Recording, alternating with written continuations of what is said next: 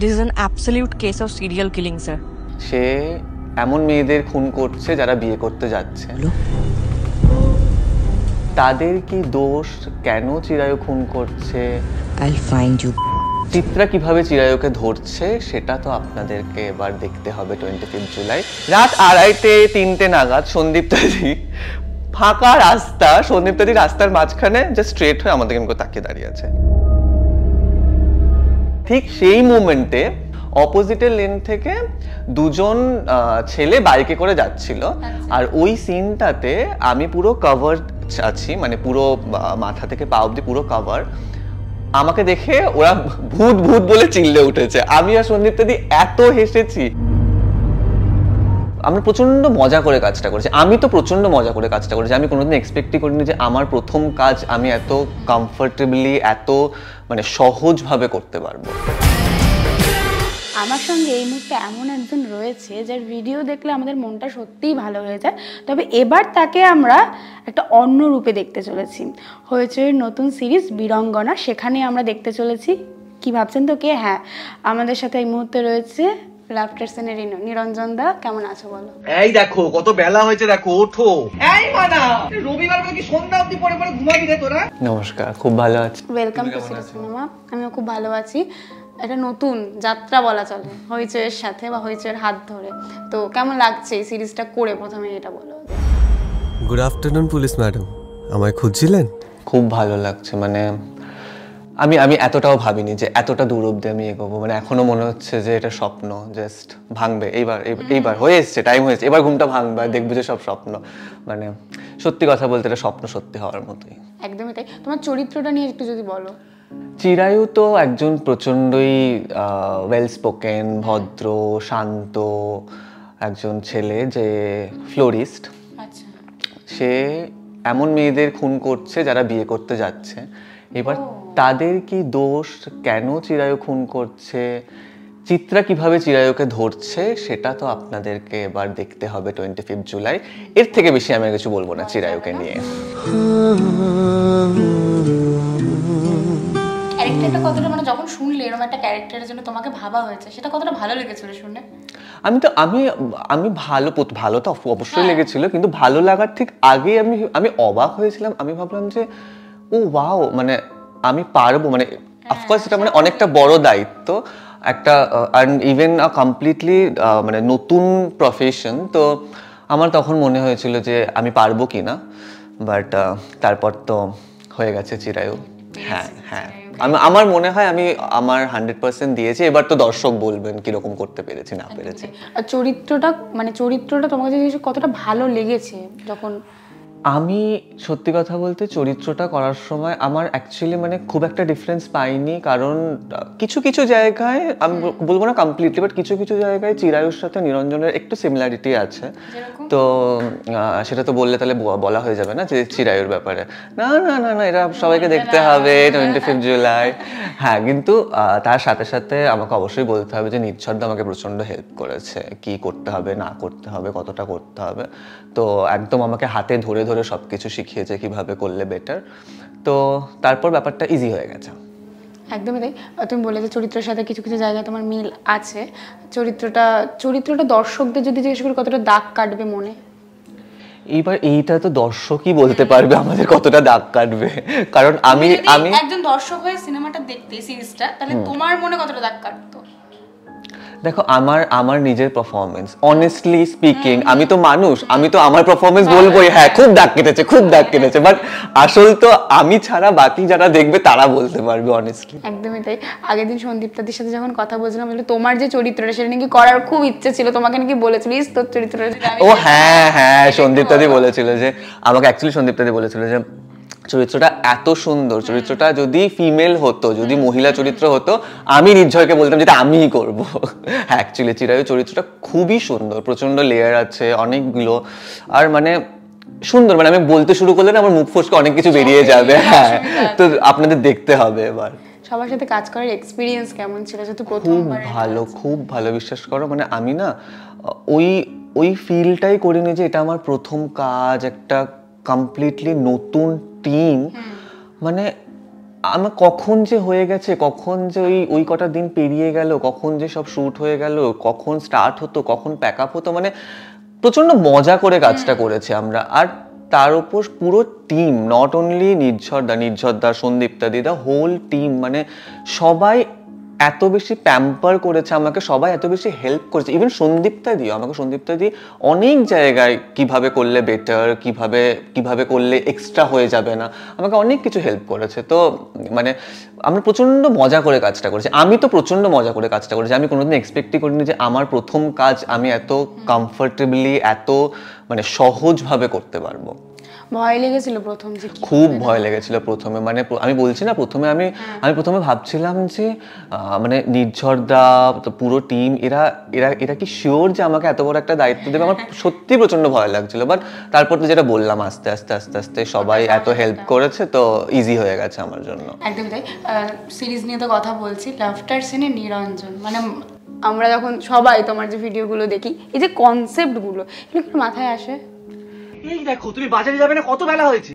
প্রথমে তো একটু ভাবতাম প্রথম দিকে, এখন না এই ব্যাপারগুলো করে করে আমার মাথায় শুধু এইসব জিনিসই আসে। মানে আমার মাথায় আমি এখন সামনে ওই যে চেয়ার দেখছি, টেবিল দেখছি, আমার মাথায় এইসবই আসে। আর এখন আমার অডিয়েন্স আমাকে হেল্প করে। আমি অনেক কমেন্টে দেখতে পাই, ইনবক্সে লোকজনরাই সাজেস্ট করে যে এটা নিয়ে করো, ওটা নিয়ে করো, আর আমি সেগুলো থেকে আমি সাজেশন নিও। মানে তুমি যে মানে কনসেপ্টগুলোতে কাজ করছো সেগুলো কিন্তু খুব সাধারণ, কিন্তু আমার মাথায় কিন্তু তখন আসে না। এটা তোমার মাথায় যখন প্রথম যদি জিজ্ঞাসা করি কিভাবে এসেছিল যে এইভাবে? প্রথম এসেছিল চপ মুড়ি দিয়ে। আচ্ছা। চপ, আমি একটু আগেও বলছিলাম, একদম প্রথমে আমি হইচইয়ের অফিসে বসেই আমি চপ মুড়ি খাচ্ছিলাম। মনে হয় আমরা টিফিনে সেদিনকে চপ মুড়ি খাচ্ছিলাম, আর আমি ওটার একটা ছবি তুলে ইনস্টাতে স্টোরি দিয়েছিলাম। তারপরে অফকোর্স মানে আমিও তো ইনস্টাগ্রামে স্টোরি চেক করি, আমার নিজেরই স্টোরি, আমার মনে আমরা সবাই করি। তো ওই আবার যখন পরে দেখছিলাম, তো ওখান থেকে আমার মাথায় আইডিয়াটা এসেছিল যে, আর ইভেন ওই মুড়ি মাখাটার মধ্যে পেঁয়াজও ছিল। তো ওই পেঁয়াজি, চপ, মুড়ি, ওখান থেকে আমার ফার্স্ট আইডিয়াটা আসে। তো তারপর থেকে তো ওদেরকে নিয়ে একটা কনসেপ্ট তৈরি। অ্যাকচুয়ালি তার আগে কলকাতার বিরিয়ানি ভিডিওটা শুট করা ছিল। এটা আমি আগে বলেছি একবার দুবার। কলকাতার বিরিয়ানিটা অনেক আগে শুট করা ছিল, কারণ আমরা বাঙালিরা তো বিরিয়ানি বলতে একটু আলুটা বুঝি। তো এরকম একবার হয়েছিল যে আমি বিরিয়ানি অর্ডার করেছিলাম, আর বিরিয়ানিটায় আলু ছিল না। তো আমি খুব আপসেট হয়ে গেছিলাম। তো সেখান থেকে আমার মনে হয়েছে যে আমার মতো নিশ্চয়ই আরো অনেকে আছে যারা আলুটাকে পছন্দ করে বিরিয়ানির মধ্যে। তো বিরিয়ানি আর আলু নিয়ে একটা ভিডিও বানানো ছিল, কিন্তু ওটা আমি আপলোড করিনি। আমার তখন মনে হয়েছিল যে এটা হয়তো খুব বোকা লাগবে, এটা হয়তো মানুষ পছন্দ করবে না। বাট পরে যখন আপলোড করলাম চপটার পরে, তখন আমি দেখলাম যে মানে মানুষ মানে বিরিয়ানির আলুর পাগল হয়ে গেছে। তো হ্যাঁ, খুব ভালো রেসপন্স ছিল। ওখান থেকেই স্টার্ট আমার প্রথম। তারপর থেকে তো কত কিছু হয়ে গেছে, টিকটিকি, আরশোলা, কিছু বাদ দিইনি আমি, কিচ্ছু বাদ দিইনি। হ্যাঁ, মানে এই যে এতগুলো চরিত্র, কখনো মা, কখনো সেই আবার ছেলে, তো এগুলো করতে কখনো মনে হয় না খুব চাপ হয়ে যায়? না, কারণ আমি না চাপ নিই না। আমি খুব ল্যাদ খেয়ে খুব শান্ত মাথায় করি। মানে আমি যেহেতু মানে তুমি আমার ভিডিও দেখলেই মানুষজনও বুঝতে পারে যে আমি তো আমার নর্মাল কন্টেন্টে তো আমি অত ঝা চকচকে ভাবে শুট করি না। আমি তো ক্যামেরায় শুট করি, আমি তো সব ফোনে করি, বাড়িতেই একাই সব করি। তো আমি প্রচন্ড ল্যাদকে হয়তো সকালে একটা ক্যারেক্টার শুট করলাম, দেন আমি ব্রেক নিলাম, দেন লাঞ্চ করলাম, দেন তারপর আফটার লাঞ্চ যতক্ষণ ডে লাইটটা থাকে, আফটার লাঞ্চ আর একটা চরিত্র করলাম। তো আমি ওই চাপটাই নিই না, আমার মনে হয় ওটা কাজে লাগে। তো আমি মাথায় হতো এটার প্রেশারটা নিই না যে আমাকে এর মধ্যে করতে হবে, এই চরিত্র থেকে ওই চরিত্রে ঢুকতে হবে। আমার যদি মনে হয় যে একটা চরিত্র করে বাকি কন্টেন্টটা এটার আমি পরে শ্যুট করব, আমি তার পরের দিন হয়তো শ্যুট করি। তো আমি অতটা মানে মাথার মধ্যেই আসে না এই চাপটা। মানে কিরকম সময় লাগে এক একটা কন্টেন্টের জন্য শুট করতে? এটাও ডিপেন্ড করে আমার মুডের ওপর। কোনো এরকমও কন্টেন্ট আছে যেটা আমি উইদিন 2 আওয়ার্স লিখে শুট করে এডিট করে আপলোড করেছি, আবার এরকমও কন্টেন্ট আছে যেটা আমি 1 সপ্তাহ ধরে শুট করেছি। হ্যাঁ, তো ডিপেন্ড করে মুডের ওপর। নিরঞ্জন দাকে যদি আমি জিজ্ঞাসা করি যে প্রেম শব্দটাকে যদি এক কথায় ব্যাখ্যা করতে চাও, তাহলে কি বলে ব্যাখ্যা করো? অভ্যাস। প্রেম কি করা হয়? হ্যাঁ, প্রেম তো অভ্যাসই। আমার মনে হয় যে উইথ টাইম সবাই আমরা রিয়েলাইজ করি যে প্রেম, ভালোবাসা সবই অভ্যাস, মানে সবই প্র্যাকটিস। ভালোবাসার প্রেমের মধ্যে ডিফারেন্স কি? ভালোবাসার প্রেম, ভালোবাসা মনে হয় আমরা ম্যাচিওর হওয়ার পরে ভালোবাসি, আর প্রেমটা মনে হয় আমরা অল্প বয়সে প্রেমের ডেফিনেশনটা বেশি আমরা ভালো বুঝি। একদম। দেখে ভালো লাগা, তারপর প্রেম, সেটা ভালোবাসার একটু ম্যাচুরিটি আসার পরেই হয়, একদমই তাই। তো অনেকেই বলে না যে প্রেম যদি জীবনে আসে তাহলে সাকসেসফুল হওয়া যায় না, এই কথাটা তুমি মানো? না, আমার একদমই মনে হয় না। আমার মনে হয় সেটা ডিপেন্ড করে ফ্রম পার্সন টু পার্সন। একদমই নয়, কোনোভাবেই এটা সত্যি হতে পারে না। তোমার মানে তোমার লাইফ পার্টনার যদি অতটাই সাপোর্টিভ হয় about you and your career, তো দেন আমার একদমই মনে হয় না। আমার মনে হয় ওটা আরো কাজ দেয়, আরো সাপোর্ট করে ব্যাপারটাকে। ওয়ান সাইডেড লাভ, বিশ্বাস করো ব্যাপারটাতে?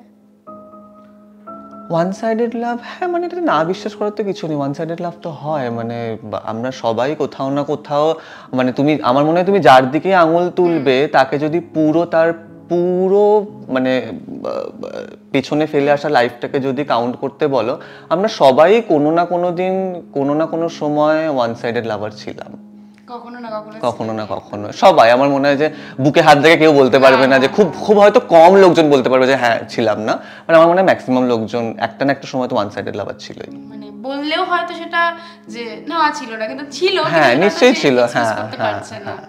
আচ্ছা, এই যে বীরঙ্গনাতে মানে টোটাল শুটিং কতদিনের হয়েছিল তোমাদের? টোটাল আই গেস 12-13 দিন মতো আমার শিডিউল ছিল। 12-13 দিন। মজার কোনো ইনসিডেন্ট ঘটেছিল? হ্যাঁ, এটা আমাকে তুমি প্রথম জিজ্ঞেস করলে, আমি আর সন্দীপ্ত দি ঠিক করে রেখেছিলাম এটা বলবো। হ্যাঁ, তো আমার মনে আছে আমরা যেদিনকে একটা সিন আছে, ব্রিজের সিন আছে, আপনারা দেখতে পাবেন সিরিজে। ওটা যখন আমরা শ্যুট করছিলাম, সন্দীপ্তা দি আমাকে ধরছিল, আমরা দৌড়াদৌড়ি করছিলাম ব্রিজের মধ্যে। আর ওটা মনে হয় আমরা ওই শটটা চলছিল প্রায় রাত 2:30-3টের সময়, ব্রিজ পুরো ফাঁকা। আমরা গিয়ে একটা জাস্ট টার্ন নিয়ে ব্রিজটায় ওঠার মুখে সন্দীপ্তা দি আর আমি ঠিক জায়গা নিয়ে দাঁড়িয়েছি যে এবার শটটা শুরু হবে। আমি দাঁড়িয়ে আছি, আমার অনেকটা পেছনে সন্দীপ্তা দি দাঁড়িয়ে আছে। আর সন্দীপ্তা দি আমাকে প্রচণ্ড প্র্যাঙ্ক করতো পুরো শ্যুটে। ইভেন মানে এর আগেও লাস্ট দিন যেদিন অবধি দেখা হচ্ছে সেদিন অবধিও সন্দীপ্তা দি করেছে। প্রত্যেকবার আমি বোকা হয়েছি। এইবারে আমি গেছি, আমি দাঁড়িয়ে আছি, আমার পেছনে সন্দীপ্তা দি কিছুটা ডিস্টেন্সে দাঁড়িয়ে আছে। তো আমি সামনের দিকে তাকিয়ে আছি, তো আমি জাস্ট সন্দীপ্তা দিকে এটা বলার জন্য পেছনে ফিরছিলাম যে দেখো গাড়ি টাড়ি আসলে খেয়াল রেখো, বি কেয়ারফুল। তো বলে পেছনে তাকিয়েছি, রাত 2:30-3টে নাগাদ সন্দীপ্তা দি ফাঁকা রাস্তা, সন্দীপ্তা দি রাস্তার মাঝখানে জাস্ট স্ট্রেট হয়ে আমাদের কেমন করে তাকিয়ে দাঁড়িয়ে আছে।